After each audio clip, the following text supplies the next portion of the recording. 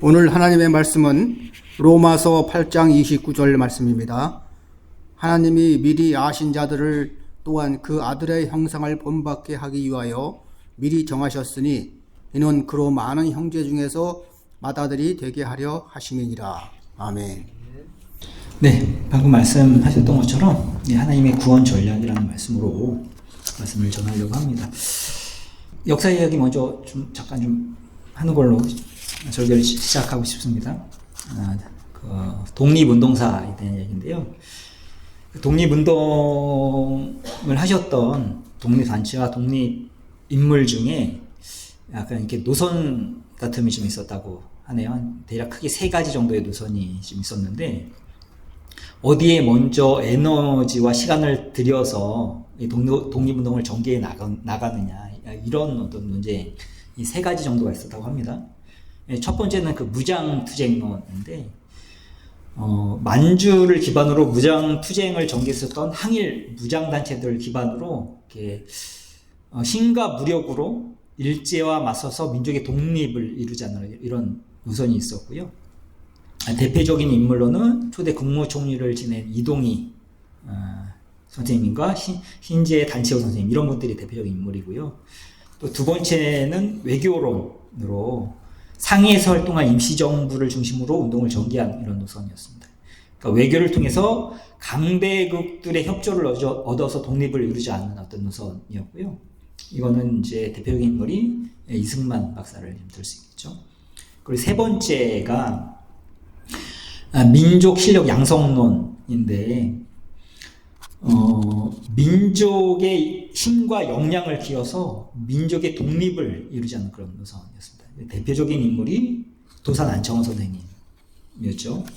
제가 왜 이 독립운동 얘기를 하느냐, 이 3가지 노선 중에 주시하고 중점을 둬서 얘기하고 싶은 게 이 3번째 노선입니다. 민족 실력 양성론.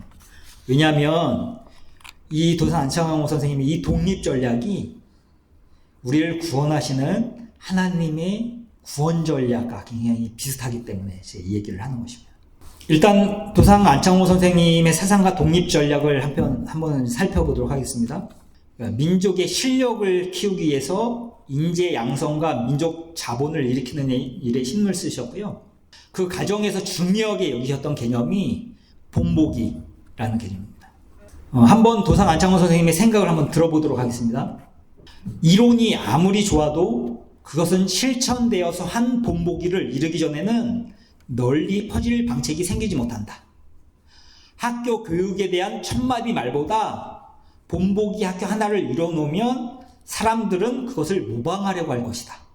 새로운 이론을 내는 것도 천재적 독창력을 요구하지만 어떤 이론을 응용해서 구체적으로 실행하는 것도 천재적인 비범한 인물을 요한다. 그렇기 때문에 훌륭한 이론이 있으면서도 그것을 현실화하는 힘을 가진 인물이 나타나지 않기 때문에 이론이 이론대로 묵어버리는 예가 많은 것이다.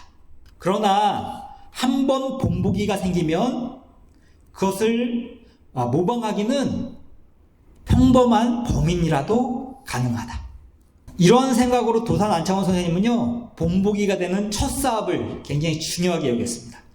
평양의 대성학교를 우리가 바랄 수 있는 좋은 학교로 만들어 놓기만 하면 우리나라에는 그와 같은 학교가 많이 생길 수 있고, 그래서 좋은 인재들이 많이 생길 수가 있고, 또 평양의 마산동 자기 회사가 좋은 물건도 이렇게 만들고 이익을 내기만 하면 전국에 그런 회사가 많이 생기리라고 이렇게 믿었다라는 거죠. 그리고 도산 안창호 선생님은 인격 수련에 대해서도 이 본보기라는 개념을 가지고 계셨다는 겁니다. 우리 중에 거짓이 없는 사람이 생기면 거짓이 없는 많은 사람이 생길 수 있다. 그래서 도산 안창호 선생님은 항상 이렇게 말씀하셨습니다. 나 하나 건전한 인격을 만드는 것이 우리 민족을 건전하게 하는 유일한 길이다. 나 하나만은 다른 사람 다 내 말 안 들어도 네 말 듣는 딱 한 사람이 있다. 그거 너다. 내 말 들을 수 있는 나를 먼저 새 사람을 만들어 놓아라. 그리하면 내가 굳이 다른 사람한테 얘기하지 않더라도 다른 사람들이 나를 보고 나를 본받으리라. 이렇게 말씀하셨다라는 거죠. 여러분, 결론적으로 말씀드리면 이 도산 안창호 선생님의 독립 전략이 본보기였듯이 하나님의 구원 전략은 본보기라는 것입니다. 성경이 우리에게 명령하는 그 명령이 있습니다. 골로새서 3장 10절에는 이렇게 말씀하고 있습니다. 이제는 새 사람이 되었습니다. 이 새 사람은 여러분 안에 새 생명을 창조하신 하나님의 모습을 따라 참된 지식에 이르도록 새롭게 되어가고 있습니다. 에베소서 4장 24절에는 하나님의 모습대로 의와 진리의 거룩함으로 창조된 새 사람이 되십시오. 갈라디아서 6장 15절에는 할례 받고 안 받는 것이 문제가 아니라 어떤 사역을 하는 것이 중요한 것이 아니라 새 사람이 되는 것이 중요합니다. 이것이 성경이 우리에게 하고 있는 명령이다라는 거죠. 왜 우리 보고 새 사람이다라고 이렇게 말씀하십니까? 오늘 본 말씀 다시 한번 읽어볼까요? 하나님이 미리 아신 자들을 또한 그 아들의 형상을 본받게 하기 위하여 미리 정하셨으니 이는 그로 많은 형제 중에서 맏아들이 되게 하십니다. 우리는 천재적인 인물들이 아니죠. 우리는 범인입니다. 평범한 사람들입니다.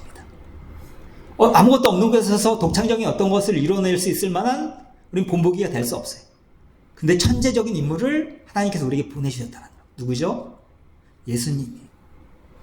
예수님이 본보기 되셨다라고 말씀하고 계세요. 본보기가 되기 위해서 예수님이 맏아들 되셨다라고 말씀하고 계시는 거예요. 그러므로 우리는 그 본보기를 모방해서 우리는 새 사람이 될 수 있어요. 새 사람이 되면 어떻게 됩니까? 예수님을 모르는 사람들, 하나님을 떠난 사람들에게 우리는 하나님이 이런 분이야! 우리 모습을 통해서 우리는 예수님을 아는 향기로, 예수님을 아는 하나님의 대사로, 우리 예수님의 편지로 하나님을 전할 수 있는 자들이 될 수 있다는 것입니다. 이게 성경이 우리에게 명령하고 있는 명령이다라는 거죠. 새 사람이 되어라. 너에게는 이미 모방할 수 있는 본보기가 있어. 그리고 이거는 예수님 이전에도 성경 역사를 통해서 꾸준히 하나님께서 이루시려는 어떤 그런 하나님의 사역이었다라는 거죠. 그리고 성경의 역사는 이것이 이루어지느냐 이루어지지 않느냐 이것의 역사였다는 거예요. 출애굽기 4장 22절에는 이렇게 얘기하고 있습니다.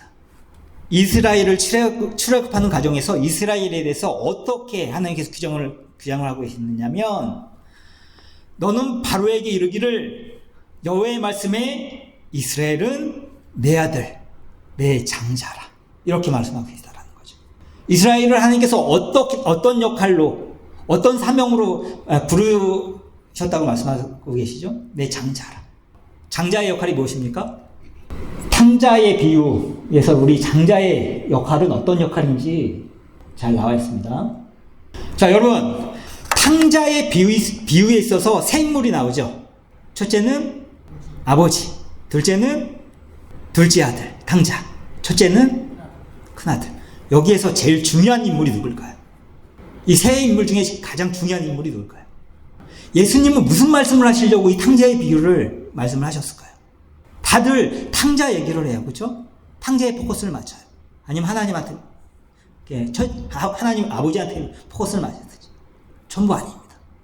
이 세 인물 중에 가장 중요한 인물은 첫째 아들이에요. 첫째 아들. 이 비유가 예수님이 이 탕자의 비유를 말씀하신 배경이 오늘 이 누가복음 19장 1절부터 3절이거든요. 한번 읽겠습니다. 같이 읽을까요? 시작. 모든 세리와 죄인들이 말씀을 들어 가까이 나오니 바리새인과 서기관들이 수군거려 이르되 이 사람이 죄인을 영접하고 음식을 같이 먹는다 하더라. 예수께서 그들에게 이 비유를 이루시되 하시면서 말씀하시는 게 탕자의 비유예요. 그러니까 첫째 아들은 누굽니까? 바리새인과 서기관이에요. 둘째 아들은 세리와 죄인들이란 말이에요. 그러니까 예수님께서 말씀하시고자 하는 그 말씀은 뭐냐면, 얘들아, 바리새인과 서기관, 이스라엘, 아까도 말씀하셨던 것처럼 너희를 하나님께서 장자로 부르셨어. 첫째 아들로 부르셨어. 그런데 첫째 아들의 역할을 너희가 잘 못하고 있어. 첫째 아들이 해야 되는 역할은 뭐냐? 둘째 아들, 하나님을 떠난 탕자들에게, 하나님을 모르는 자들에게 하나님의 마음을 전달하는 통로가 되고 하나님이 어떤 분이신지 투영하는 역할을 해야 되는 게 장자야. 이게 첫째 아들의 역할인데 너희가 그 역할을 잘못하고 있어. 이 말씀을 하시고자 하는 거예요. 탕자의 비유는요. 그 신구약의 역사는 어떤 역사냐면 하나님께서 올바른 장자를 세우기 위한 역사라는 거예요. 이스라엘을 출애굽하면서 뭐로 부르셨다고요? 어떤 역할을 맡기셨다고요? 이스라엘은 내 아들, 내 장자라. 이스라엘에게 이 역할을 맡기시기 위한 거예요.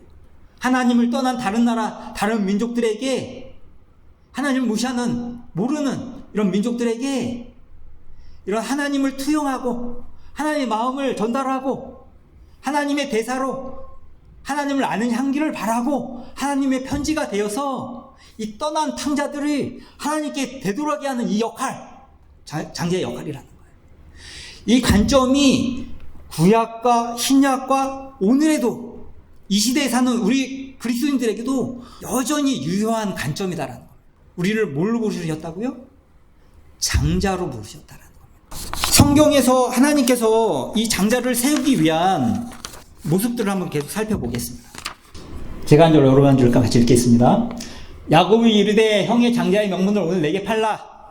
에서가 이르되 내가 죽되었으니 장자의 명분이 내게 무엇이 유익하리요. 야곱이 이르되 오늘 내게 맹세하라. 에서가 맹세하고 장자의 명분을 야곱에게 판지라. 야곱이 떡과 팥죽을 에서에게 주매 에서가 먹으며 마시고 일어나 있으니 에서가 장자의 명분을 그렇게 여기니라. 네, 에서가 맏아들이죠.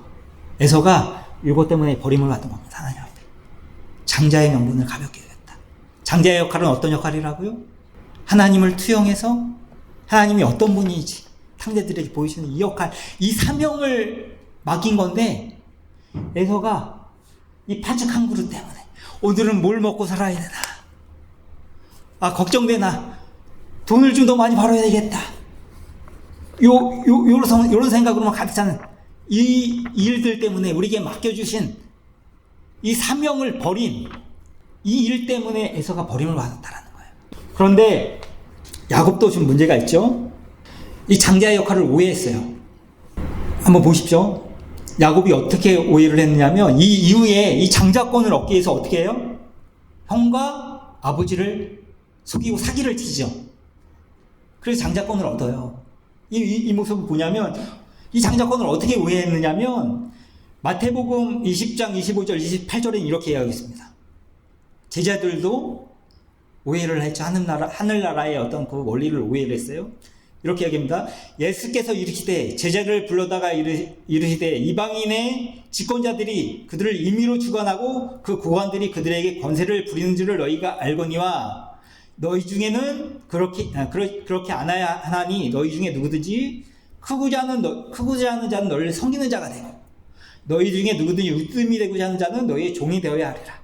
인재가 온 것은 섬김을 받으려 함이 아니라 도리어 섬기려 하고 자기 목숨을 많은 사람의 대속물을 주려 함이라. 이게 하나님 나라의 원리라는 거죠. 이게 장자의 역할이라는 거죠. 그런데 야곱은 이걸 어떻게 오해했어요? 경건을 이익의 재료로 이렇게 생각하는 거죠. 이 자리를 통해서 내가 더 높아지고자 하는, 내가 목사인데, 내가 장로인데, 이런 태도입니다. 야곱도 오해를 한 거예요. 이 장자라는 그 역할의 의미에 대해서 야곱도 오해를 했어요. 그런데 하나님께서 가만히 두시지 않죠. 야곱을 만들어 갑니다. 이랬던 야곱이 노년에 이르러서는 이런 모습을 보이거든요. 야곱에게 묻되 내 나이가 얼마냐? 야곱이 베로에게 이르되 내 나그네 길이 세월이 130년입니다. 내 나이가 얼마 못 되니 우리 조상의 나그네 길에 여기에 미치지 못하나 험악한 세월을 보내나이다. 험악한 생활을 보내게 해요. 그리고 야곱이 요셉의 두 아들, 첫째 아들 문네사와 에브라임을 축복하는 장면이 나오죠. 그런데 누구를 더 앞세워서 축복을 합니까? 둘째 아들인 에브라임을 더 앞세워서 축복을 한다는. 근데 성경을 읽어보면 야곱이 에브라임을 더 예뻐서 그런 거 아니에요. 잘 알지 못해요. 이들에 대해 잘 뭘 알지 못해요. 그런데 둘째 아들을 다 앞세워서 올려서 이렇게 축복을 한단 말이에요. 왜 그랬을까요? 야곱이 노년에 이르러서는 이 장자의 의미에 대해서 깨달은 거예요. 높은 자는 낮아지고 낮추는 자를 올려 쓰시는 하나님 나라의 원리를 이 나이가 돼서야 이제 야곱이 이해를 한 거죠. 자, 이후에 이 장자권은 누구에게 이어졌을까요? 이 장자권은 누구에게 이어졌죠? 유다, 요셉, 루벤. 첫째 아들은 루벤이죠. 셋 중에 누구에게 이어졌을까요? 장자권은. 한번 볼까요? 같이 읽겠습니다. 시작. 이스라엘 장자 루벤의 아들들은 이러하니라. 루벤은 장자라도 그의 아버지의 침상을 더럽혔으므로 장자의 명문이 이스라엘 아들 요셉의 자손에게 돌아가서 족보에 장자의 명문대로 기록되지 못하였느니라. 유다는 형제보다 뛰어나고 주권자가 유다에게서 났으나 장자의 명분은 요셉에게 있느라. 장자의 명분은 요셉 지파에게 돌아왔어요. 그 중에서도 누구요? 문에사와 에브라임 중에 에브라임에게 이 장자의 명분이 이어졌더라. 이 에브라임이 이 장자의 역할을 잘 감당했을까요? 한번 잘했는지 한번 못했는지 한번 보겠습니다. 사사기 8장 1절부터 3절에는 이런 말씀이 나옵니다. 한번 읽겠습니다. 제가 한 절, 여러분 한 절 읽겠습니다. 에브라임 사람들이 기드온에게 이르되 내가 미디안과 싸우러 갈 때에 우리를 부리지 아니하였으니 우리를 이같이 대접하면 어찌 됨이냐 하고 그와 크게 다투는지라. 기도원이 그들에게 이르되 내가 이제 행한 일이 너희가 한 것에 비교되겠느냐. 에브라임의 끈물 포도가 베셀의 만물 포도보다 낫지. 같이 읽겠습니다. 시작. 하나님이 미디안의 방백 오엘과 스엡을 너희 손에 넘겨주셨으니 내가 한 일이 어찌 능히 너희가 한 것에 비교되겠느냐 아니라. 기드온이 이 말을 하매 그때에 그들이 노염이 드니라. 굉장히 생뚱맞죠. 기드온이 열심히 그 미디안과 싸워서 물리치니까 뒷북치면서 나타나가지고 막 싸움을 시비를 거는 거예요. 야, 너 싸울 때 왜 우리 안 불렀어? 에브라임이. 이런 모습 또 나오죠. 사사기 12장 1절입니다. 같이 읽겠습니다. 시작. 에브라임 사람들이 모여 북쪽으로 가서 입다에게 이르되 내가 암몬 자손과 싸러 건너갈 때 어찌하여 우리를 불러 너와 함께 가게 하지 아니하였느냐. 우리가 반드시 너와 내 집을 불사르리라니. 네. 이때는 완전히 그냥 입다한테 박살이 나죠. 에브라임이 왜 이런 모습 보이는 거죠? 왜 이런 모습 보이는 걸까? 내가 장자인데 이것들이 나를 제치고 더 돋보여? 장자의 명분을 에브라임도 굉장히 오해를 하고 있는 거죠. 이런 에브라임의 상태 때문에 이스라엘은 두 쪽이 납니다. 남유다와 북이스라엘. 북이스라엘의 첫째 왕이 누구죠? 여로보암입니다. 여로보암이 어느 지파인지 아세요? 에브라임 지파예요. 그러니까 이제 다윗, 유다 지파죠. 그 전의 왕은 사울, 베냐민 지파입니다. 에브라임이 계속 이거 우리가 장자인데 저놈들이 이 생각을 버리지 못하고 있었던 거예요. 그래서 결국에는 나라를 반으로 나눠서 자기가 왕이 된 거죠. 에브라임. 그런데 그 남유다에는 유다 지파만 있었던 것이 아닙니다. 한 지파가 더 붙거든요. 어떤 지파가 붙는지 아세요? 어떤 지파가 붙냐면, 자 보세요. 신약 시대에는 이미 북이스라엘 이 지파들은 다 없어져요. 사울이 어느 지파라고 얘기하고 있죠? 사울이 베냐민 지파라고 얘기하고 있어요. 그러니까 남유다만 이렇게 남는 건데 베냐민 지파가 남유다에 붙거든요. 북이스라엘로 붙지 않고. 근데 되게 이게 지금 굉장히 신기한 일이죠. 왜 베냐민이 남유다에 붙었을까? 북이스라엘로 붙지 않고. 얼마 전에 유다와 베냐민은 사이 좋을 게 전혀 없어요. 얼마 전 내전까지 치렀거든요. 베냐민 지파와 유다 지파는 얼마 전 내전까지 치렀어요. 그리고 그 혈육으로 봐도 베냐민은 누구의 친동생이죠? 엄마가 누가 같죠? 요셉 지파하고 같단 말이에요. 그러니까 여러 가지로 따져봐도 베냐민은 북이스라엘로 붙는 게 맞아요. 근데 왜 남유다로 붙었을까? 이전에 이스라엘을 주도했었던 두 지파가 있죠. 어느 지파죠? 사울의 베냐민 지파, 다윗의 유다 지파예요. 그러니까 의도적으로 에브라임 지파가 이 두 지파를 배제해버린 거예요. 성경은 끊임없는 하나님께서 이 장자를 세우기 위한 역사였었다는 거야. 그 구약은 이스라엘을 장자로 세우기 위해서 노력하셨는데 이 계속 실패하는 과정이었어요. 그런데 이걸 궁극적으로 이 장자의 역할을 완성하신 분이 누구라고요? 예수님이 오셔서 이 장자의 역할을 온전히 완수를 하셨다는 거예요. 성경은 첫 것을 굉장히 중요하게 여겨요. 출애굽기 13장 11절부터 16절을 제가 읽어드리겠습니다. 여호와께서 너와 내 조상에게 맹세하신 대로 너를 가나안 사람의 땅에 인도하시고 그 땅을 내게 주시거든 너는 태에서 처음 난 모든 것과 내게 있는 가축의 태에서 처음 난 것을 다 구별하여 여호와께 돌리라. 수컷은 여호와의 것이니라. 나귀의 첫 새끼는 다 어린 양으로 대속할 것이요 그렇게 하지 아니하려면 그 목을 꺾을 것이며 내 아들 중 처음 난 모든 자는 대속할지니라. 후일에 내 아들이 내게 묻기를 이것이 어찌 됨이냐 하거든 너는 그에게 이르기를 여호와께서 그 손의 권능으로 우리를 애굽에서 곧 종되었던 집에서 인도하여 내실 때 그때에 바르고 안악하여 우리를 보내지 아니하매 여호와께서 애굽 나라 가운데 처음 난 모든 것은 사람의 장자로부터 가축의 처음 난 것까지 다 죽이셨으므로 태에서 처음 난 모든 수컷들은 다 여호와께 제단을 드려서 내 아들 중에 모든 처음 난 자를 다 대속하리니 이것이 내 손의 기와 내 미간의 표가 되리라. 이는 여호와께서 그 손의 권능으로 우리를 애굽에서 인도하여 내셨습니다. 네, 첫 것을 다 여호와께 바치라고 얘기하고 있습니다. 여러분, 그 출애굽 때 애굽의 모든 장자들 다 죽이죠. 그리고 이스라엘의 장자들 다 살립니다. 영적인 의미가 있는 것입니다. 애굽의 장자들을 다 죽였다는 것은 세상의 본보기가 되는 모델들을 다 패하셨다라는 거예요. 이스라엘의 장자를 살리셨다는 것은 하나님의 어떤 모델이 되는 이정표가 되는 본보기들을 하나님께서 새롭게 다 세우셨다라는 어떤 의미가 있다라는 거예요. 그리고 구약에는 많은 부분이 첫 것을 바치라는 언급을 많이 하고 있습니다. 왜 하나님께서 첫 것을 중요하게 여기시고 첫 것을 바치라고 얘기하셨을까요? 왜냐하면 첫 것에 쏟아붓는 마음은 다음에 따라오는 마음들의 이정표가 되기 때문에 그래요. 첫 것을 가지고 어떤 마음으로 사용한지를 보면 그 다음 마음을 예측하기가 추측하기 어렵지 않습니다. 예를 들면 도둑질도 처음이 어렵지 한 번 하고 두 번 하고 세 번 하는 것은 어렵지 않다는 거예요. 처음에 마음이 길이 놓여지면 그 길을 돌이키는 것은 몇 배의 노력을 요구한다는 거예요. 몇 배의 에너지가 필요하다는 거예요.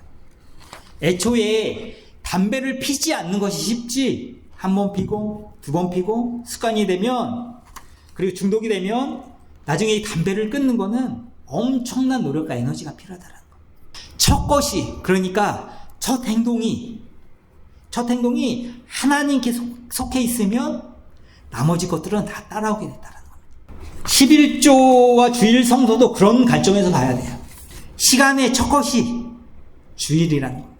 그리고 돈의 첫 번째 것이 11조라는 겁니다. 어떤 사람의 됨됨이를 보려면 그 사람의 말이 아니라 그 사람이 어디로 쓰러지는지를 보면 돼요. 시간과 돈을 어떻게 쓰는지 보면 그 사람이 어떤 사람인지 알 수 있다는 겁니다. 돈의 첫 것이 하나님께 속해 있으면 나머지 9분의 1도 하나님 뜻 안에서 잘 사용할 수 있다는 것입니다. 첫날을 하나님께 드리면 나머지 날도 하나님 뜻 안에서 잘 살 수가 있다는 겁니다. 어느 날 제가 내셔널 지오그래피를 보는데 코끼리와 코뿔소의 싸움을 다룬 그 영상을 본 적이 있습니다. 영상의 싸움의 원인을 이 영상에서는 이렇게 설명하고 있었어요. 남아프리카에서 고아가 되는 어린 코끼리들이 종종 발생하는데 본보기가 될 성체가 없어서 어린 수컷들이 고삐 뿔린 불량배가 돼서 싸울 의지가 없는 코뿔소에게 싸움을 걸어서 싸움이 시작되었다고 그렇게 얘기하고 있어요. 그러니까 이 코끼리도 온전한 성체로 성장하는데 보고 배울 본보기가 필요하다고 얘기하겠다는 거예요. 여러분, 하나님께서 성경에서 명령하는 우리에 대한 사명과 명령은 뭐라고요? 맏아들이라는 것입니다. 탕자들에게 이정표가 되고 본보기가 되어서 하나님을 투영해서 하나님을 아는 향기로 하나님을 편지로 우리가 사형 받으라는 것. 이게 성경이 우리에게 하고 있는 명령이라는 것입니다. 고린도후서 3장 3절의 말씀입니다.